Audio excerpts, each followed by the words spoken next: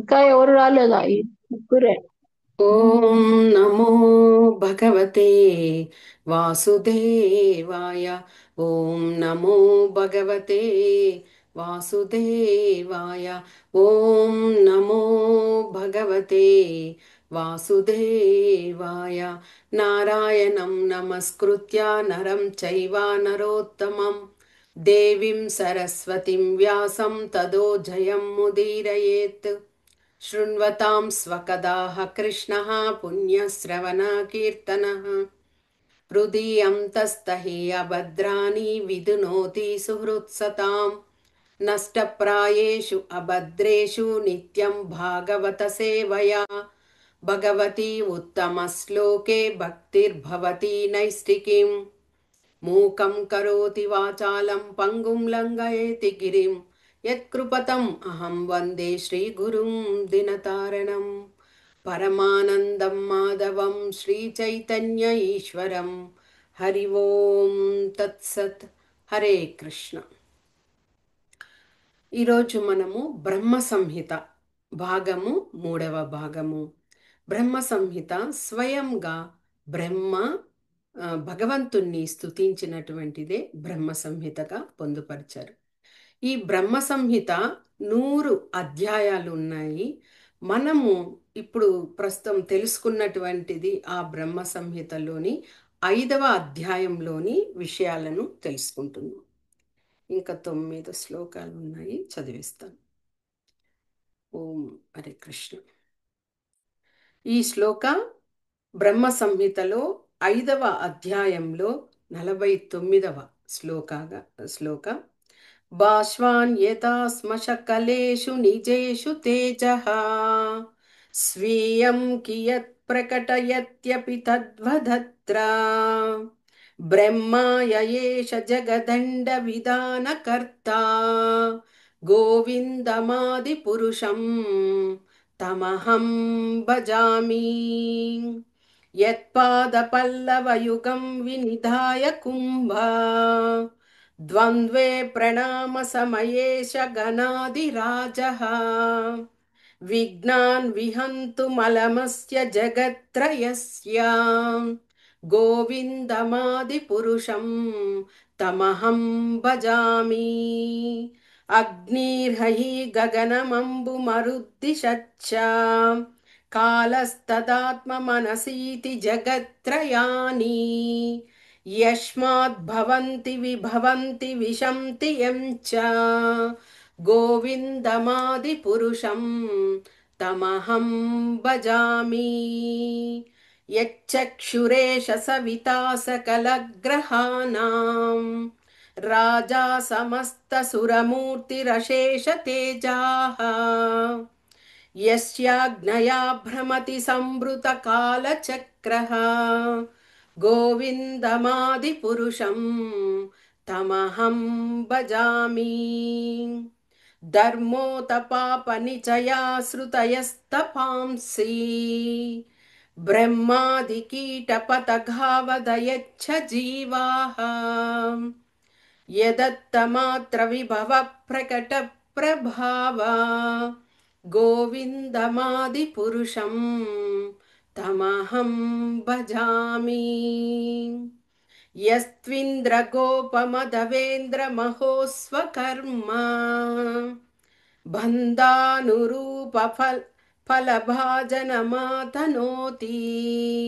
కర్మాణి నిర్దహతి కిం తు చ భక్తి భాజాం గోవిందమాది పురుషం తమహం భజామి.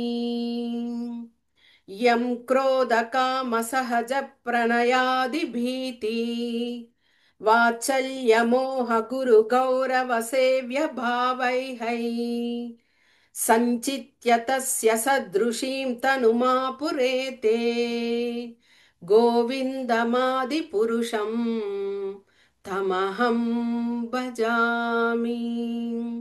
శ్రియ కాంతా కాంతా పరమ పురుష కల్పతరవో ద్రుమా భూమి చింతామణి గణమయీ తోయ అమృతం कदा गानं नाट्यं गमनपि वंशी प्रियसखी चिदानन्दं ज्योतिः परमपि तदा स्वाद्यमपि च स यत्र क्षीराब्धिः स्रवति सुरभिबच्च सुमहान् निमेषार्धाख्यो वा व्रजति न हि यत्रापि समयः भजे श्वेतदीपं तमहमिह गोलोकमिति यम् विदन्तस्ते सन्तः क्षितिविरलाचाराः कतिपये ఓకే హరే కృష్ణ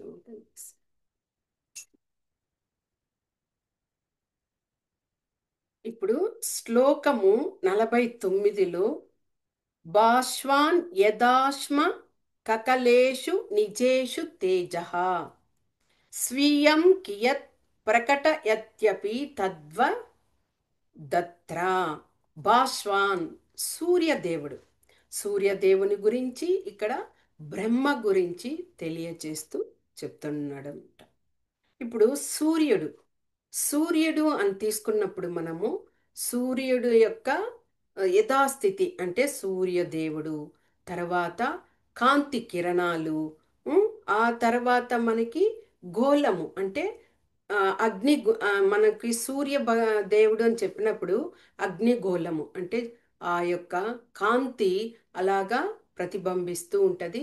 సూర్యుడు ఉంటాడు, తర్వాత సూర్యకాంతి మనకు వచ్చి చేరుతుంది. అంటే మూడు విధాలుగా ఉంటుంది అంటే సూర్యుడు అంటే డైరెక్ట్గా మనకి కాంతిని ఇచ్చేయడం లేదు.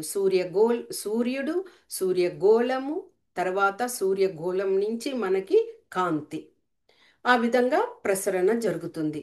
అదేవిధంగా మనము బ్రహ్మన్, పరమాత్మ, భగవంతుడు అని మూడు తత్వాలుగా మనం తీసుకున్నప్పుడు బ్రహ్మం అనేదే ఆ సూర్య యొక్క కాంతి కిరణాలు. అంటే అదే నిరాకార బ్రహ్మతత్వం. చాలామంది ఆ నిరాకార తత్వం, ఆ కాంతి, ఆ భగవంతునిలో వచ్చినటువంటి ఒక అంశమైనటువంటి ఆ కాంతినే కోరుకుంటారు చాలామంది సిద్ధులు, యోగులు, మునులు.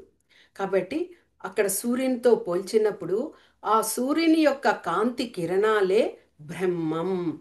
తర్వాత గోళం అంటే ఒక భాగం ఉండి అక్కడి నుంచి ప్రసరణ జరుగుతుంది కాంతి కిరణాలు. అలాంటి ఆ గోళం ఏమిటి? అదే పరమాత్మ. అంటే ఆ పరమాత్మ ఆ స్థానంలో ఉండడం వల్ల ఆ శక్తి వలన ఆ యొక్క కిరణాలు ప్రసరము అవుతాయి. అంటే అదేవిధంగా పరమాత్మ అని చూసినప్పుడు మనకి భగవంతుడు అందరి హృదయాలలో పరమాత్మగా ఆ ప్రసారం అంటే ఆ కాంతి కిరణాలను వెదజల్లుతూ ఉన్నారు. సూర్యకిరణాలు ఎలాగా వస్తాయో ఆ విధంగా అందరి హృదయాలలో భగవంతుడు కాంతి కిరణంగా ఉన్నారు. ఇక మెయిన్ సూర్యుడు అనే దేవుడు భగవంతుడు ఆయన యథాస్థానంలో ఉంటాడు. అంటే మనకి సూర్యుని చూసినప్పుడు ఒక్కొక్కసారి మేఘాలు సూర్యుని ముందు నుంచి వెళ్తూ ఉంటాయి.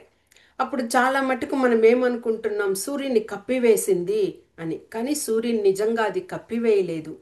సూర్యుడు యథాస్థితిలో యథాస్థానంలో అక్కడే ఉన్నాడు. కానీ మేఘాలు గాలి వలన అలాగా వెళుతూ మనకు కనిపించడము, ఆకాశాన్నే చుట్టివేసినట్టు లేదా సూర్యున్నే చుట్టివేసినట్టుగా మనకి కనిపిస్తాయి. అదేవిధంగా భగవంతుడు కూడా యథాస్థితిలో ఆయన శక్తిని కలిగి అలాగే ఉంటారు. అందులో మార్పు ఏమీ ఉండదు. అంత కాంతి కిరణాలను ఇస్తున్నాడు కదా అని సూర్యుడు క్షీణించిపోతున్నాడా? ఈరోజు విపరీతమైన కాంతి కిరణాలతో ఉండి మరుసటి రోజు అసలు లేకుండా అలాగ లేదు. అంటే తక్కువ ఎక్కువ అవ్వచ్చు. అవి వచ్చి ఆ యొక్క అదే కాలం యొక్క పరిస్థితులు, ఆ యొక్క భూగోళ స్థితులు దాన్ని బట్టి ఒక వాతావరణం ఇది బట్టి అలాగా. కానీ ఆయన ప్రసారం చేసే ఆ కాంతి మాత్రము ఒక్కటిగానే ఉంటుంది. అదేవిధంగా భగవంతుని యొక్క శక్తి కూడా అందరి హృదయాలలో ఒకే విధంగానే ఆయన ప్రకటితమవుతారు. కానీ మనము ఆయన్ని తీసుకునే విధానము, అర్థం చేసుకునే విధానము వలనే మనం భగవంతుణ్ణి సరిగా పొందలేకపోతున్నాము. అది. ఇక ఇది చూడండి. బ్రహ్మాయ ఏష జగదండ విధానకర్త. ఇక బ్రహ్మ బ్రహ్మ కూడా అదే విధంగా ఆయన ఆ భగవంతుని యొక్క విభిన్నాంశ స్వరూపుడిగా బ్రహ్మ ఉండి ఆయన ఆ గోవిందుడి నుంచి ప్రాప్తించిన ఆ శక్తిని తీసుకొని ఆయన సృష్టి కార్యాన్ని ఆ, ఈ యొక్క బ్రహ్మాండాల్లో సృష్టిస్తున్నారు, నడిపిస్తున్నారు. అలాగా ఎవరు వీరిద్దరికీ మూల కారణంగా ఎవరున్నారు? ఆ గోవిందుడు. కాబట్టి అట్టి ఆది పురుషుడైనటువంటి ఆ గోవిందుణ్ణి భజిస్తున్నాను, కీర్తిస్తున్నాను అంటూ చెప్తున్నారు భగవంతుడు. ఇక శ్లోకము 50లో చూద్దాం. యత్పాదపల్లవయుగం వినిదాయ కుంభ ద్వంద్వే ప్రణామ సమయేష ఘనాధిరాజ. ఘనాద ఆ, గణాధీశుడు అంటే గణేశుడి గురించి ఇక్కడ తెలియచేస్తున్నారు. యత్పాద పల్లవ యుగం వినిదాయ కుంభ. గణేష్ యొక్క ఆయన రూపం చూసినప్పుడు కుంభస్థలం అంటే గణేషుని యొక్క ఆ ఏనుగు యొక్క ఆ రూపాన్ని, ఆ శిరస్సును దాల్చి ఉండడం వల్ల మన శిరస్సులాగా కాదు, కుంభస్థలం అంటే రెండు ఆ యొక్క తల శరీరం మధ్య ఒక వంపుగా అలాగా ఉంటది, అదే కుంభస్థలం అంటారు. అలాంటి ఆ గణేశుడు ఆయన కూడా భగవంతుని శక్తిని కోరుకుంటున్నాడట. సాధారణంగా గణేశుణ్ణి ఏం చెప్తాం మనము?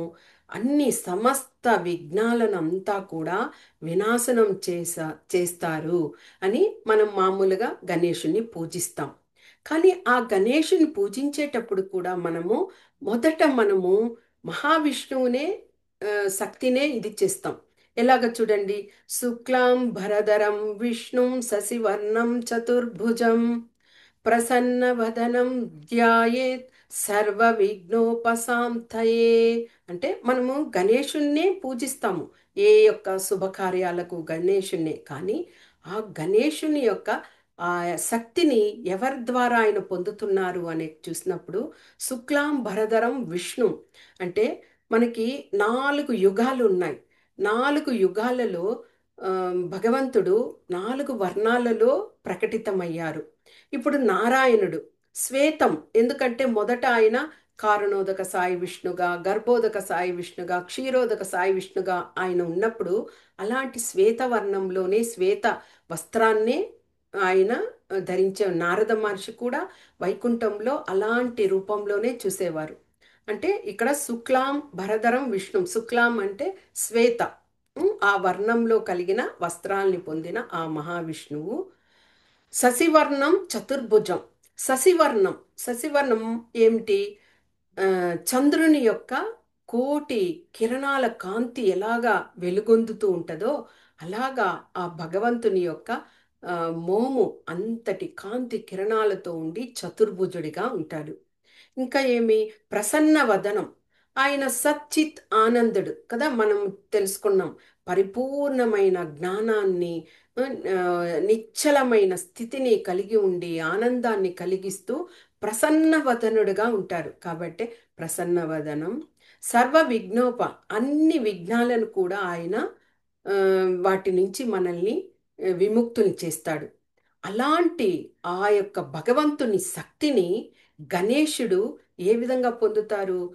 శిరస్సు వంచి నమస్కరించి ఆ భగవంతుని చరణామృత పాదాలను తన యొక్క కుంభస్థలం మీద తీసుకుంటారట. ఆ 2 పాద పద్మాలను కుంభస్థలం మీద ధరిస్తాడట. అంటే ఆ సమయంలో భగవంతునికి, గణేషునికి కూడా ఆ శక్తిని, ఎలాగ విఘ్నాలన్నింటినీ పోగొట్టే శక్తిని భగవంతుడు ఇస్తాడో ఆ శక్తిని అంతటిని గణేశుడు పొంది మనకందరికీ కూడా ఎలాంటి విఘ్నాలు కలగకుండా మనల్ని కరుణిస్తూ కాపాడుతూ ఉంటాడు. ఇక గణేశుడు ఎవరు? సాక్షాత్ ఆ భగవంతుడు సోదరి యొక్క కుమారుడే కదా, పార్వతీదేవి తనయుడు. ఇక భగవంతుడు వచ్చి మేనమామ. ఆ ద్వాపర యుగంలో కృష్ణ భగవాన్ చూసినప్పుడు ఆయన మేనమామ ఇదిగానే వచ్చారు. కానీ ఆ ఆ మేనమామ అంటేనే మనకు అర్థమేమి? తల్లి తండ్రి తర్వాత మనకు తండ్రి లాంటి వాడు మేనమామ. కానీ ఆ ద్వాపర యుగంలో ఆ కంసుడు ఒక్కడు మాత్రమే ఆ మేనమామ అనే ఆ స్థానాన్ని ఆయన ఆ, నిలదొక్కుకోలేకపోయాడు. అంటే సోదరి కుమారుడైనా కానీ భగవంతుణ్ణి తెలుసుకోలేకుండా నిత్యము భయంతో భయంతోనే ఉండి పలుకుతూనే ఉంటాడు కృష్ణ యొక్క నామాన్ని. ఏ రూపంలో ఎక్కడ ఎప్పుడు ఎలాగా వస్తారో అని కృష్ణ కృష్ణ కృష్ణ అంటూనే ఉంటాడు. అందుకే ఆయన సాయుధ్య ముక్తిని పొందారు కంసుడు. కాబట్టి ఇక్కడ భగవంతునికి స్వయాన సోదరి కుమారుడు కాబట్టి గణేశుడు కూడా ఆ భగవంతుని యొక్క శక్తిని పొంది అందరికీ ఆ, ఇదిగా ఉన్నాడు. అలాంటి ఆది పురుషుడైనటువంటి గోవిందుణ్ణి నేను భజిస్తున్నాను అని చెప్తుంది. ఇక శ్లోకం 51లో అగ్నిర్మహీ గగనమంబు మరుద్ది సచ్చ కాలస్తదాత మనసీతి జగత్రయాని. ఇక ఈ లోకము ఎలాగా పూర్తిగా ఈ ముల్లోకాలన్నీ కూడా నవ విధాలైనటువంటి తొమ్మిదింటి అంశాలతో కూడి ఉన్నాయి. ఏమిటి? పంచభూతాలు. అగ్నిర్మహి గగనం అంబు మరుద్ది సచ్చ అంటే పూర్తిగా ఏమి? భూమి, ఆకాశము, అగ్ని, జలము, వాయువు. అదేవిధంగా కాలాలు, దిక్కులు, మనస్సు, ఆత్మ అని ఈ తొమ్మిదింటితో కూడిన ముల్లోకాలు ఎవరి నుండి ఉత్పన్నమవుతున్నాయో? ఎవరి నుండి ఉత్పన్నమవుతున్నాయి? సాక్షాత్తు ఆ గోవిందుని నుండి. అదేవిధంగా ఎవరి వలన విరాజిల్లుతున్నాయో? పూర్తిగా ఆయన యొక్క శక్తి వల్లనే మనము ఆ యొక్క భగవంతుని ఆ, జీవ అంశాలుగా జన్మించి మనం కూడా అలాంటి గుణాన్ని పొంది ఉన్నాము. ఇంకా ప్రళయకాలం వచ్చినప్పుడు ఎవరి వలన అందరూ కూడా లయమైపోతున్నారు? ఎవరి వలన? ఆ గోవిందుని వలన. యస్మాత్ భవంతి విభవంతి విశంతి ఎంచ అంటే భవంతి ఉత్పన్నమవుతుందో, విభవంతి ప్రజ్వలింపజేస్తూ ఉన్నటువంటి ఉన్నదో, ఉం, విశంతి పూర్తిగా ఆ ముల్లోకాలను కూడా ఆ, అదే ఆ లయమైనప్పుడు మనము ఆ యొక్క భగవంతుని యొక్క ఉదరంలోకి ఎలాగ లయమైపోతామో ఇవన్నింటినీ చేస్తున్నది ఎవరు? ఆ భగవంతుడు. అంటే వీటికన్నిటికీ కారకుడుగా ఆ యొక్క గోవిందుడు ఉన్నాడు. కాబట్టి అలాంటి ఆ, గోవిందుని ఆది పురుషుడైనటువంటి ఆ గోవిందుని నేను భజిస్తున్నాను, కీర్తిస్తున్నాను అంటూ బ్రహ్మ తెలియజేస్తుంది. ఇక శ్లోకము 52లో యచ్చక్షురేష సవితా సకల గ్రహాణం రాజా సమస్త సురమూర్తిరశేష తేజా యచ్చక్షురేష సవిత సకల గ్రహాణం. ఇక అందరూ అయ్యారు కదా దేవతలు అంతా కూడా. ఇంకా కూడా గ్రహాలు కూడా ఉన్నాయి. అంటే సమస్త గ్రహాలకు రాజు భగవంతుడు. అలాగే దేవతలు రాజుగా ఉండి సమస్త సురమూర్తి రశేష తేజాహ సమస్త సురమూర్తి సురులకు అందరికీ కూడా, అసురులకి, దేవతలకు, రాక్షసులు అందరికీ కూడా, కానీ ఇక్కడ ముఖ్యంగా దేవతలకు ఆయన ప్రతీకగా ఉండి ఎంతో తేజోమూర్తి అయి వారందరికీ కూడా పోషకుడై ఉన్నాడు గోవిందుడు. యస్యాజ్ఞయా భ్రమతి సంవృత కాల చక్రో. ఇక సూర్యుడు ఎవరి అనుజ్ఞసారం? ఆ గోవిందుని యొక్క అనుజ్ఞసారం ఆ ఆజ్ఞను తీసుకొని ఈ కాలచక్ర భ్రమణాన్ని ఆయన భ్రమింపజేస్తున్నాడు. సూర్యుడు, భూమి అవన్నీ ఆ, ఆ, చక్రం కాలచక్ర గమనంలో తిరుగుతుండడం వల్లే మనం వచ్చి ఈ భూమి మీద జీవిస్తున్నాం కదా. సూర్యుడు ఆ విధంగా ఆ కాలచక్ర గమనాన్ని భగవంతుని యొక్క శక్తి ద్వారా తీసుకొని ఆ విధంగా భ్రమించుచున్నాడు సూర్యుడు కూడా. అంటే ఆ సూర్యునికి ఆ శక్తి లేకపోతే ఇంక అలాగే ఉండిపోతారు. ఆ యొక్క శక్తిని పొందారు కాబట్టి ఆయన ఆ భ్రమణము అనే దానిని చేస్తున్నారు. అలాంటి ఆది పురుషుడైనటువంటి ఆ గోవిందుణ్ణి నేను భజిస్తున్నాను అంటే, సూర్యునికి, దేవతలకు, అందరికి, బ్రహ్మకు, ఇంద్రాది దేవతలకు అందరికి కూడా ఎవరు ఆ శక్తిని ఇస్తున్నారు అంటే ఆ గోవిందుడే. ఆ విషయాన్ని నేను తెలుసుకోగలిగినాను అని బ్రహ్మ అక్కడ స్తుతిస్తూ ఉన్నారు. ఇక శ్లోకము 53లో, ధర్మోదపాపనిచయాశ్రుతయస్తపాంసి బ్రహ్మాదికీటపతఘావదయచ్చ జీవాహ. ఇక్కడ మళ్ళీ బ్రహ్మ, క్రిమి కీటకాలు అలాగా వాటి గురించి అంతా తెలియచేస్తూ, ధర్మ, ధర్మము ఏమిటి?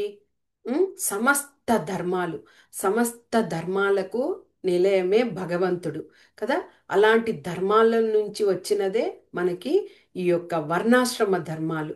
వర్ణాశ్రమాల్లో చూసినప్పుడు వర్ణాలు, ఆశ్రమాలు, బ్రాహ్మణులు, క్షత్రియులుగా, వైశ్యులు, శూద్రులు అలాంటి ఆ, ఇవి వచ్చాయి వర్ణాలుగా. అంటే వారి వారి ధర్మాలను చేసుకొని మీరు మీ జీవితాలను ఆ, సార్థకత చేసుకోండి అని భగవంతుడు సృష్టించింది.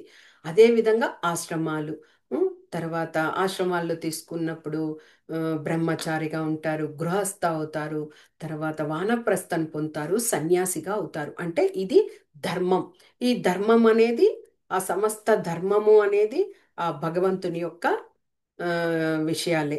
ఇక పావనియ, పావని చయ, పావని అంటే పాపము, పాపాలు, పాప సమూహాలు అంటే ఏమిటి? పాపాలు, పాప కర్మలు, తెలుసో తెలియక చేసేటువంటి అజ్ఞానంతో కూడుకున్న విషయాలే ఈ యొక్క పాప సముదాయం.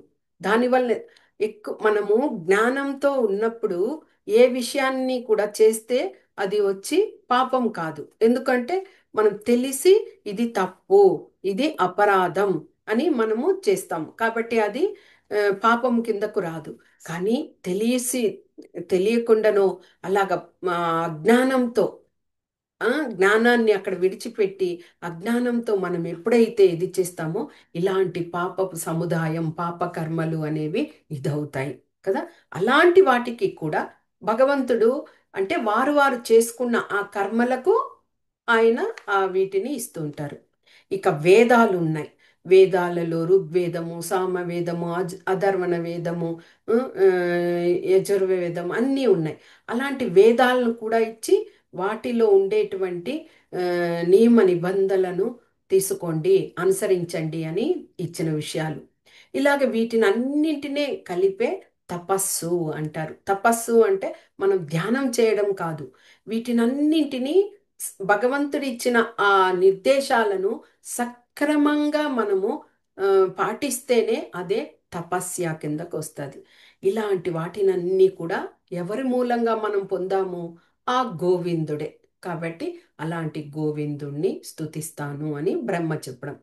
ఇక బ్రహ్మాది కీట పతగావదయచ్చ జీవాహ, మనము భగవద్గీతలో కూడా తెలుసుకున్నాం. బ్రహ్మ అదే చిన్న చీమ నుంచి, అంటే క్రిమి కీటకాదులు అంటారు కదా, చిన్న చిన్న జీవరాశుల నుంచి బ్రహ్మ వరకు కూడా ఆ యొక్క ఆ రాసులందరూ అంటే ప్రతి ఒక్కరు కూడా ఎవరి చేత ఆ యొక్క శక్తిని మనము పొందగలుగుతున్నాము అంటే అది ఆ గోవిందుని వల్లనే. ఆయన ప్రభావం వల్లే మనమంతా కూడా ప్రకటితమయ్యి ఆ శక్తితోనే మనము జీవితము ఇదవుతున్నది. కాబట్టి అలాంటి బ్రహ్మకు కూడా ఆ శక్తిని ఇచ్చేటువంటి అలాంటి గోవిందుణ్ణి నేను భజిస్తున్నాను, స్మరిస్తున్నాను అని ఇక్కడ చెప్పడం. అంటే అన్ని ధర్మాలు వాటిని అన్ని ఇచ్చారు కాబట్టి భగవంతుడు వాటిని అన్నిటినీ మనము సారంగా మనం దానిని అలవాటు చేసుకోవాలి. అంటే ఏమి ఇచ్చారు శాస్త్రాల్లో, గ్రంథాల్లో ఏం పొందుపరిచారు, మనం వాటిని నియమంగా వాటిని పాటించాలి. ఇక అలాగ భగవంతుడు ఇచ్చి కూడా మనం పాటించలేదు అంటే అది అవిద్య. అజ్ఞానం క్రిందకే ఇదవుతుంది. అజ్ఞానం కిందకి వెళ్ళినప్పుడు ఏమవుతుంది? పాపరహితులము అవుతాము. పాపంని ఇలాగ సముదాయంగా ఇది చేసుకొని అలాగే మన హృదయాంతరాల్లో కూడా అదంతా చేరుకునే విధంగా మనము చేస్తాం. అదే భగవంతుడు ఇచ్చిన ఆ నియమ నిష్టలను మనము ఎప్పుడైతే అనుసరిస్తామో వాటి నుంచి అన్నింటి నుంచి కూడా మనము ముక్తిని పొందిన వారము అవుతాం.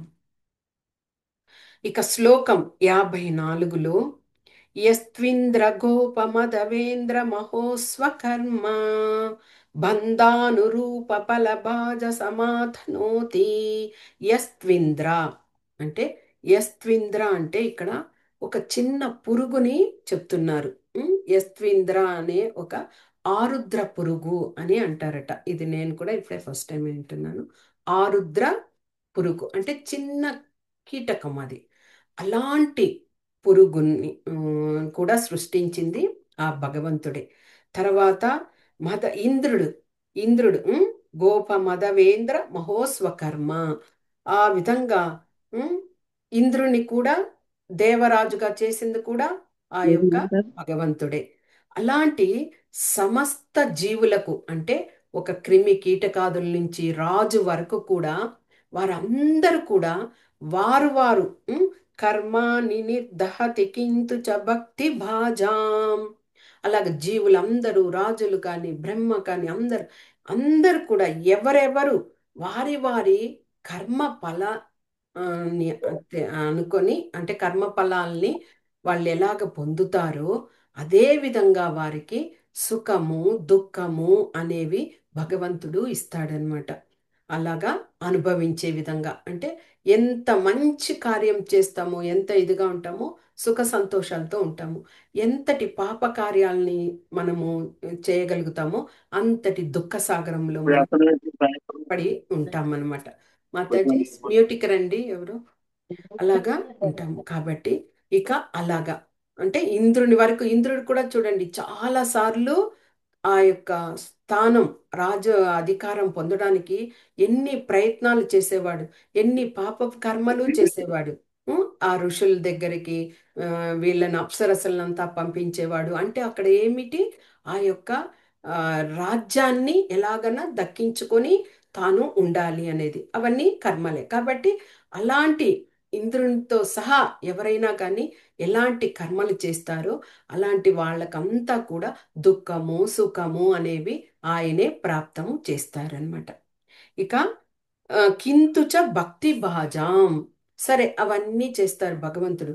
కానీ ఎవరైతే శుద్ధ భక్తులుగా ఉంటారో ఆ భగవంతుని యొక్క సాంగత్యంలో ఉండి ఆయనకు భక్తియుత సేవ చేసుకుంటూ భగవంతుణ్ణే తలుస్తూ ఆరాధిస్తూ ప్రేమిస్తూ ప్రియంగా ఉంటూ అలాగే ఎవరైతే ఉంటారో అలాంటి వాళ్ళ సమస్త కర్మలను ఏం చేస్తారు భగవంతుడు వాటి కర్మలను ప్లస్ ఫలితాలను కూడా.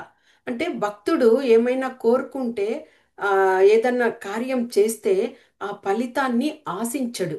అంటే నేను ఈ పని చేస్తున్నా నాకు ఇది ఇవ్వండి అని ఫలితాన్ని ఆశించడు. భగవంతుడికి భక్తి చేస్తున్నాడు కాబట్టి నాకు ఏదన్నా ఇవ్వు అని కోరుకోడు.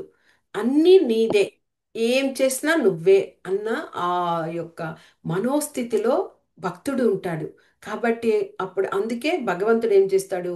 ఆయన చేసినటువంటి కర్మలను ఆయనకు మంచి ఫలితాలను ఉంటే కూడా ఆ ఫలితాలని కూడా పూర్తిగా దగ్ధమొనర్చేస్తాడట. అంటే ఏమీ లేకుండా శూన్యం చేసినప్పుడు ఏమవుతుంది? భగవంతుణ్ణే పంచుకున్న వాళ్ళము అవుతాము. అలాంటి ఆది పురుషుడైన ఆ భగవంతుణ్ణి నేను భజిస్తున్నాను. ఇంకా శ్లోకము 55లో యం క్రోధ కామ సహజ ప్రణయాది భీతి వాత్సల్య మోహ గురు గౌరవ సేవ్య భావై. ఇక్కడ ఏమిటి? క్రోధము కామము సఖ్యము భయము వాత్సల్యము మోహము శ్రద్ధ ఇలాంటివన్నీ భావనలలో ఉంటారు. అంటే క్రోధం చూడండి, నిరంతరము క్రోధంలో శిశుపాలుడు ఉండేవాడు. అదేవిధంగా కామంతో రగిలిపోయేవాడు, కోరికలతో దుర్యోధనుడు. అదేవిధంగా సహజ సఖ్యంతో అర్జునుడు ఉండేవారు. అదేవిధంగా భయముతో, నిత్యము భయంతో కంసుడు, నిత్యము భయమే అతనికి. ఇక వాత్సల్యం, వాత్సల్యం విషయంలో యశోదామాత, మాధుర్యంలో గోపికలందరూ ఉండేవారు. ఇక శ్రద్ధ, శ్రద్ధ అనేదే భక్తికి మొట్టమొదటి మెట్టు. ఇలాగా ఈ విషయాల్లో అన్నీ కూడా కొన్ని భగవంతు భక్తికి సరిపోవు, కొన్ని భగవంతునికి దగ్గరయ్యే విషయాలు. కాబట్టి ఇలాంటి భావాలన్నింటికీ కూడా ఎవరెవరైతే ఏ ఏ భావంలో ఉంటారో, కోపంలో ఉంటే మనము నెక్స్ట్ జన్మలో కూడా అలాంటి దేహదారుఢ్యాన్ని పొందుతాం. అలాంటి వీటిల్లో భగవంతుని మనం ఏ ఏ విధాలుగా ఇప్పుడు చెప్పిన విధాలుగా సేవిస్తామో అదే విధంగా ఆ భావాలతో తగిన విధంగానే ఆ తరువాత ఆ దేహ దారుఢ్యాన్ని పొందుతారు. అది ఎవరి వలన? ఆ గోవిందుని వలనే. అదే భక్తులు అనుకోండి, వాళ్ళు నిరంతరము ఆయనకు సఖ్యంతో చూస్తారు, వాత్సల్యంతో ఉంటారు, లేకపోతే శాంతరసంతో ఉంటారు, మాధుర్య రసాన్ని పొందుతారు. అలాంటి వాళ్ళు భగవంతునికి చేరువుగా ఉండే వాళ్ళగా వాళ్ళ యొక్క ఆ, అదే యొక్క జన్మను పొందుతారనమాట. ఇదే ఇక్కడ చెప్పడం. సంచిత్య తస్య సదృశిం తను మాపురేతే. అంటే ఆయా యొక్క భావాలతో భగవంతుని ఏ విధంగా మనము ఉంటామో ఆ విధంగా మన ఇవి పొందుతాము అని ఇక్కడ చెప్తారు.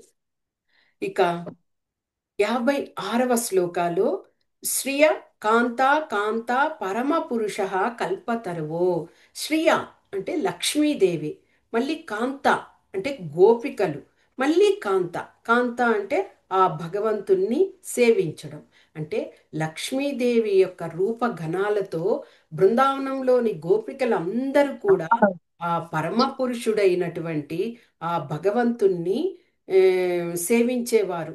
ఆ విధంగా ఇక్కడ ఏమిటి ఇందులో ఈ శ్లోకాల్లో చెప్పడము? 56వ శ్లోకంలో ముఖ్యంగా శ్వేత దీపము అంటే మొదట తెల్లని పాల సముద్రం లాంటి దాని మీద కదా భగవంతుడు ఇదిని పొందాడు. అలాగా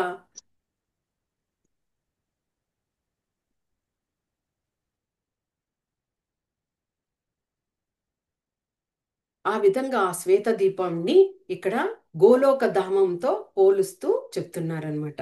పూర్తిగా ఆ శ్వేత దీపం వర్ణనతో గోలోక ధామాన్ని, ఆ గోలోక ధామంలో లక్ష్మి యొక్క ఆ యొక్క గుణగణాలతో గోపికలందరూ ఆ పరమ పురుషుని సేవిస్తూ ఉంటారు. కల్పతరవో ధుమ అంటే ధ్రుమ అంటే వృక్షాలు. ఆ గోలోకంలో వృక్షాలు ఎలాగా కల్పతరువుగా ఉంటాయి, కోరినవన్నీ మనకి ఇచ్చే విధంగా ఉంటాయి. భూమి చింతామణి ఘనిమయి తోయ అమృతం.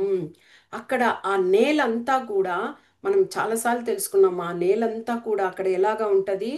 పూర్తిగా చింతామణి మయమట. చింతామణి మనులతో ఏర్పాటు చేసినటువంటి లోకంగా గోలోక ధామం ఉంటది. అందుకే అక్కడ సూర్యుడు, చంద్రుడు, విద్యుత్ శక్తి అలాంటివి ఏమీ అవసరం లే. ఆ చింతామణి ఆ మనుల యొక్క ఆ, కాంతితోనే అంత ప్రకాశవంతంగా ఉంటుందట. ఇక అక్కడ ఎలాగా అమృతమయంగా ఉంటుంది. కథ, గానం, నాట్యం, గమనభై అంటే గీతం. అంటే కథలు కీర్తిస్తూ ఉంటారు భగవంతుడివి, గానం చేస్తుంటారు, నృత్యం చేస్తుంటారు, ఆ, గీతాలను ఆలపిస్తూ ఉంటారు. ఇంకా వంశీ ప్రియసకులుగా ఉంటారు. ఆ భగవంతుని యొక్క వేణువుకే చాలా మంది ముచ్చటపడి ఆ వేణువునే ఇష్టపడే విధంగా ఉంటారట. ఇక చిదానందం జ్యోతి పరమపి తదా స్వాధ్యమపి చ. ఇంకా నిత్యము ఇలాంటివంతా ఉండడం వల్ల అక్కడ ఎలాగా ఉంటుంది? ఆ యొక్క ప్రతీది కూడా అక్కడ ఆనందమయముగా ఉంటుంది. ప్రతి వస్తువు కూడా అన్నీ కూడా ఆస్వాదించబడే విధంగా ఉంటాయి. స ఎత్ర క్షీరాబ్ది స్రవతి సురభిభ్యచ్చ సుమహాన్.